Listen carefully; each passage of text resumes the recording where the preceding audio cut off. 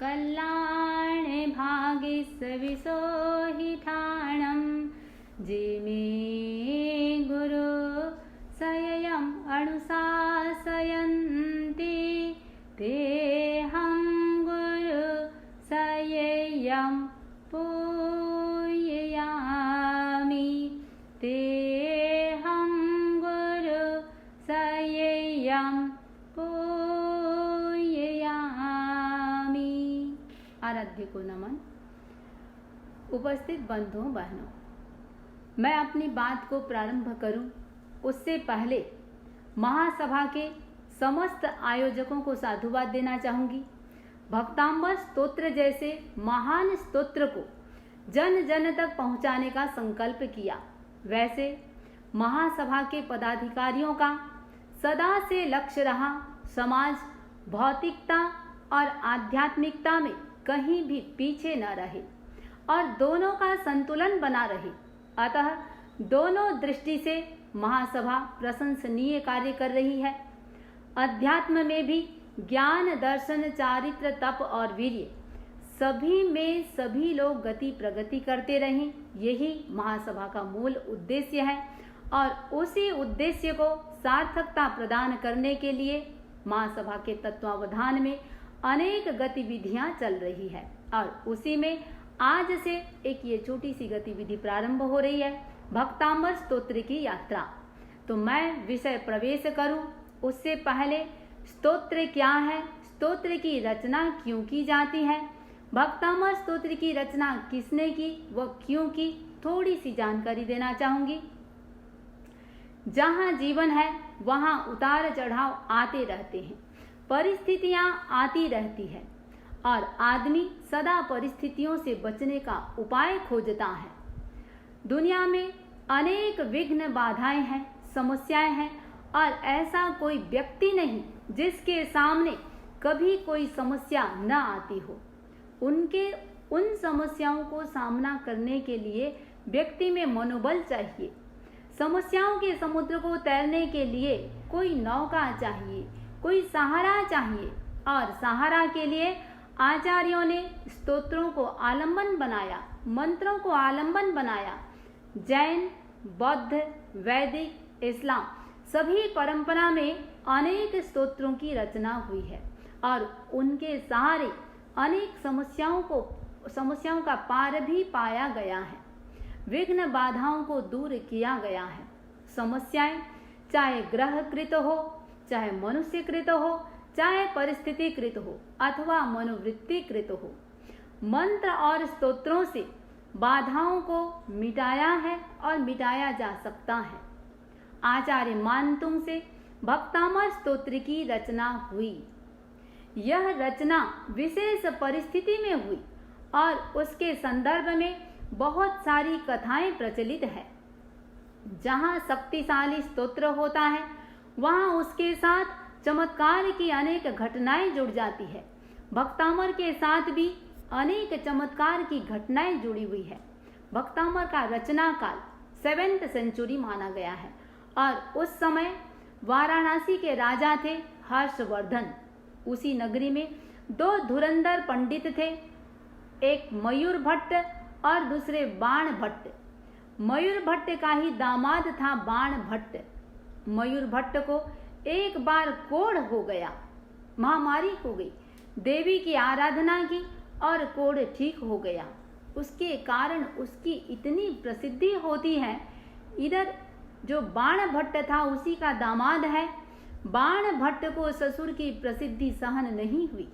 उसने जानबूझ करके अपने दोनों हाथ और पांव काट लिए और उसने भी देवी की आराधना की, चामुंडाई देवी की आराधना की और कहते हैं हाथ पैर वापस लग गए। उसकी भी खूब प्रसिद्धि हुई। लोग कहने लगे ऐसा सब चमत्कार केवल वैष्णव धर्म में ही होता है और किसी में नहीं होता। राजा ने सभा में उपस्थित जैनों से पूछा, क्या तुम्हारे में कोई है जो इस प्रकार चमत्कार कर सके? लोगों ने आचार्य मानतुंग का नाम बताया। संयोग से आचार्य मानतुंग का वाराणसी नगरी में पदार्पण हुआ।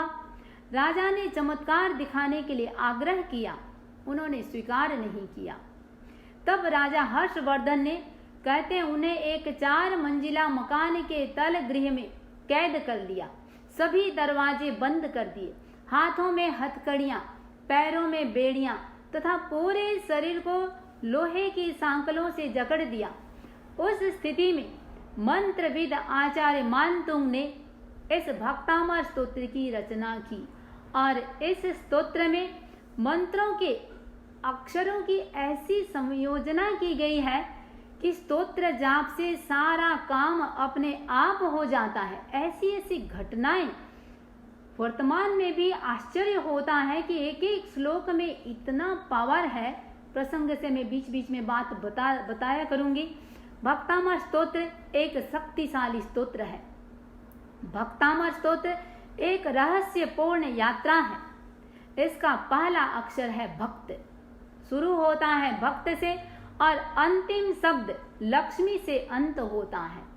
पहला शब्द जब भक्त से शुरू होता है, भक्त उस समय भगवान के रहस्यपूर्ण विवरण में बिल्कुल इन्वॉल्व हो जाता है, ऐसा सम्मिलित हो जाता है।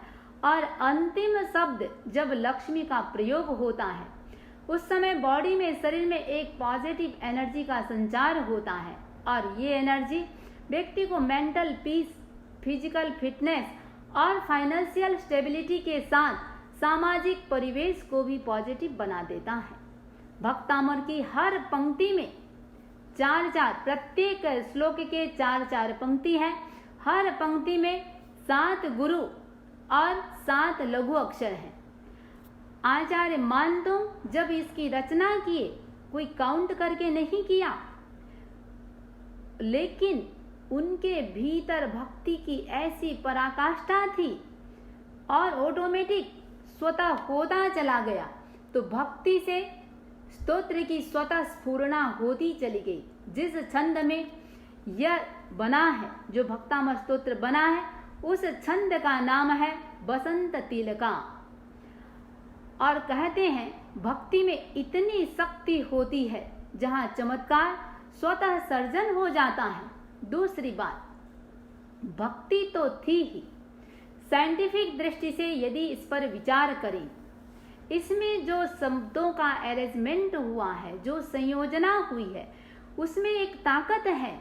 जैसे हीरे आदि खदानों को काटने के लिए ध्वनि का उपयोग किया जाता है, बसंत तिलका छंद और साथ में शब्दों की संयोजना तोड़ने की क्षमता है, कुछ टूटता है। भगवान आचार्य मानतुंग के ताले टूटे थे, सिर्फ ताले ही नहीं टूटते, कर्म भी टूटते हैं। बसंत तिलका छंद का नाम है बसंत तिलका। बसंत ऋतु में प्रकृति में एक उल्लास होता है। बसंत तिलका राग में भी भीतर एक उल्लास का वातावरण बन सकता है। आज से हम इस स्तोत्र की यात्रा प्रारंभ करने जा रहे हैं। हाँ, एक और बात भी कहना चाहूंगी। अक्सर समय की बात लोग करते हैं। अभी आप इंडिया में रात का समय है, भाई भक्तामर को कब पढ़ा जाए, तो किस समय इसको करना चाहिए, किस समय नहीं करना चाहिए। प्राय कहते हैं रात के 12 बजे से लेके दिन के 12 बजे तक ही करना चाहिए, या दिन के 12 बजे से रात के 12 बजे तक नहीं करना चाहिए। ये जो बात की जाती है, इसके संदर्भ में मैं एक बात बताना चाहूंगी। जो भी समय आदि निर्धारित किया गया है, यह सिर्फ और सिर्फ स्तोत्र के प्रभाव को बढ़ाने के लिए, प्रभाव को दिखाने के लिए किया गया है। आगम होते हैं, जो भगवान की वाणी होती है, वो कालिक और वैकालिक होती है, किस काल में करना और किस काल में नहीं करना। लेकिन जहाँ तक भक्तामर का है, ऐसा ये कोई कालिक आगम वाली बात नहीं है, ये भगवान की स्तुति है, किसी समय भी किया जा सकता है। तो यदि आप लोगों को आता है तो बहुत अच्छी बात है। मैं सोचती हूँ भक्तामर नहीं आता है, आज से ही आप एक एक श्लोक हमारे साथ याद करना शुरू कर दें। लाइफ का एक बहुत बड़ा अचीवमेंट हो जाएगा, बहुत बड़ी उपलब्धि हो जाएगी। और अर्थ के साथ इसको करते हैं तो सोने में सुगंध हो जाएगा। तो पहला श्लोक जो बसंत तिलका, आचार्य मानतुंग ने बसंत तिलका राग में किया है, हम भी इसको बसंत तिलका राग में ही गाएंगे। आप लोगों के पास श्लोक है तो अच्छी बात है, आता है तो अच्छी बात है, नहीं तो आप लोग शायद सबके पास पहुंचा हुआ भी है। हाँ, तो साथ में संगान करेंगे। भक्तामर प्रणत मौलिमणि प्रभाणा मुद्योतकं दलित पाप तमो वितानं सम्यक् प्रणम्य जिनपादयुगं युगादा वालम्बनं भवजले पततं जनानाम्। भक्तामर प्रणत मौलि मणि प्रभाणा मुद्योतकं दलित पाप तमो वितानं सम्यक प्रणम्य जिनपाद युगम युगादा वालंबनम भवजले पतताम जनानाम। एक बार हम भावार्थ देखते हैं, फिर इसके गूढ़ रहस्यों पर भी जाएंगे हम। इसका भावार्थ इस प्रकार है। देखो, किसी से भी आप लोग मिलते हैं, सबसे पहले क्या करते हैं? उसको सामने वाले को नमस्कार करते हैं, नमस्ते करते हैं, बड़ा है तो प्रणाम करते हैं। आचार्य मानतुंग भी क्या कर रहे हैं? भगवान ऋषभ को प्रणाम कर रहे हैं।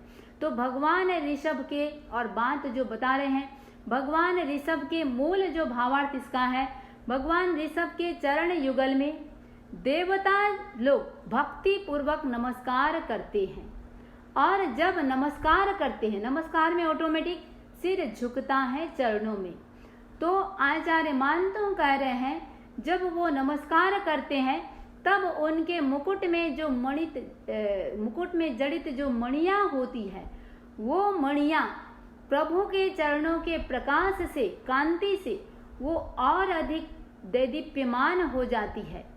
और भगवान के चरणों का स्पर्श प्राणियों के पापों का भी नाश करने वाला है, तथा जो उन चरण युगल का आलंबन लेता है वह संसार समुद्र को पार पा जाता है। इस युग के प्रारंभ में धर्म का प्रवर्तन करने वाले भगवान ऋषभ के चरण युगल में विधिवत प्रणाम करके मैं स्तुति करता हूँ। तो प्रथम श्लोक में चरणों में प्रणिपात किया गया है, नमस्कार की बात की गई है। आचार्य मानतुंग ऐसे पवित्र चरणों को नमस्कार किए हैं जिनकी 3 विशेषताएं हैं। देखिए, मूल भावार्थ हम किए, अभी थोड़े से विस्तार में जा रहे हैं। तो आचार्य मानतुंग चरण युगल में वंदना किए हैं। तो वो पवित्र चरण जिस पे भगवान आचार्य मानतुंग जहाँ नमस्कार किए हैं, उस चरण युगल की 3 विशेषता बता रहे हैं। पहला, उद्योत करने वाला, प्रकाश करने वाला है। दूसरा, आलंबन देने वाला है, सहारा देने वाला है। और तीसरा, वो पाप का नाश करने वाला है। अब हम एक एक चीज पे जाएं। भक्त कौन? शुरुआत कहाँ से हुई है? भक्तामर। तो भक्त कौन होता है? जिसने अमर होने के लिए साधना की है। भव परंपरा को तोड़ने के लिए अमर कौन होता है? जो भव परंपरा को, जन्म मरण परंपरा को समाप्त कर देता है। तो भक्त के भीतर कामना क्या होती है? मैं भी भगवान बनूं। तो भक्त कौन?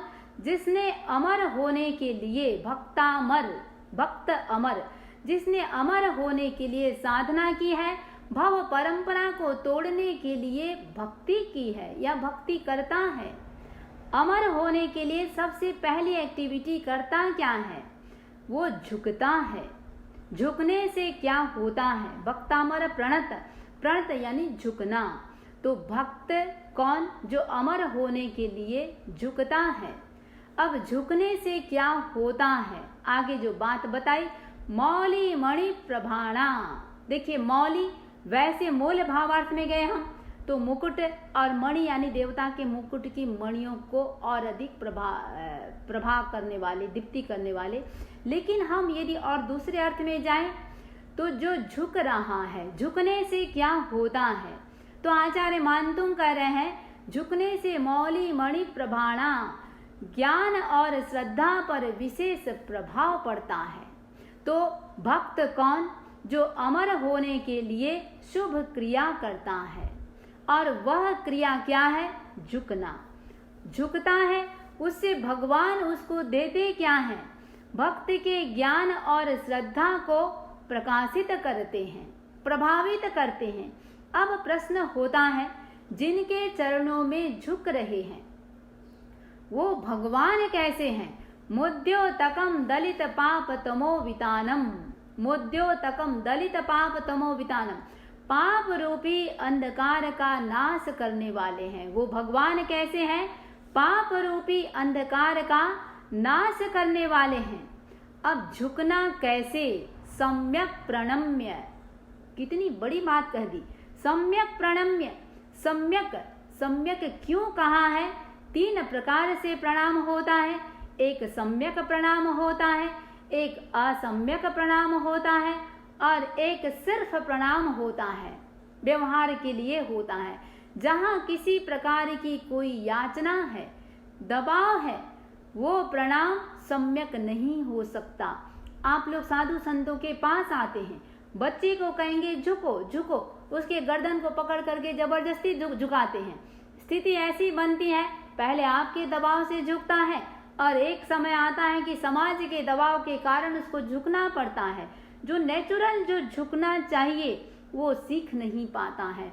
आचार्य मानतुंग कह रहे हैं, यदि जहाँ पर किसी प्रकार की याचना है, दबाव है, वो प्रणाम सम्यक नहीं हो सकता। निष्काम भाव से प्रणाम करके जिनके चरणों में प्रणाम कर रहे हैं वो भगवान कैसे हैं या वो चरण कैसे हैं? तो आचार्य मानतुंग उन चरणों की 3 विशेषता बता रही हैं। वो 3 विशेषता क्या है? युग की आदि में संसार समुद्र से गिरने वाले प्राणियों के लिए जो आलंबन स्वरूप हैं, संसार समुद्र में गिरने वाले प्राणियों के लिए जैसे नौका आलंबन होता है, वैसे भगवान के चरण आलंबन स्वरूप हैं। कहा गया युग की आदि में। देखिए, युग की आदि इस शब्द का प्रयोग क्यों हुआ? लगभग सबको पता हो, एक काल चक्र जैसे अभी चल रहा है अवसर्पिणी काल, तो एक काल चक्र जो 20 कोड़ा कोड़ी सागरोपम का होता है, 10 कोड़ा कोड़ी सागरोपम उत्सर्पिणी का और 10 कोड़ा कोड़ी सागरोपम अवसर्पिणी का। तो कहा गया 20 कोटा कोटि सागरोपम का एक काल चक्र होता है, उसमें भी केवल 2 कोड़ा कोड़ी सागरोपम से कुछ अधिक धर्म की संभावना रहती है। 18 कोड़ा कोड़ी सागरोपम धर्म की पॉसिबिलिटी ही नहीं है। तो जहाँ धर्म की संभावना नहीं होती, ऐसे जगह पर धर्म का द्वार खोलते हैं कौन? भगवान आदिनाथ। इसलिए कहा गया युगादो, युग के आदि में उससे पहले धर्म नहीं था। तो 4 बातें आई। पहली बात, पहले चरण में भक्त कौन, दूसरी बात भगवान कैसे होते हैं, तीसरा प्रणाम कैसे करें, और चौथी बात रिजल्ट क्या आएगा?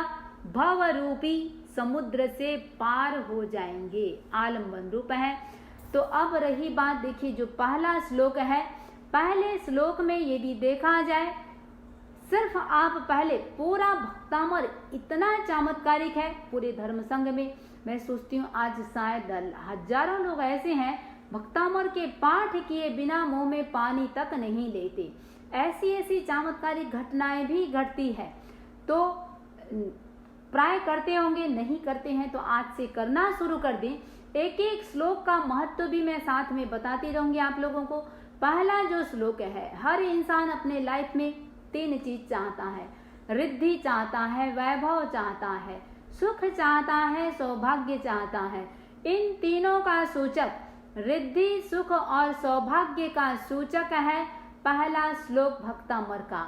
और साथ में जितने भी जहाँ लाइफ, जैसे पहले ही बात की हम, जहाँ जहाँ जीवन है वहाँ वहाँ समस्याएं हैं, उपद्रव आते रहते हैं।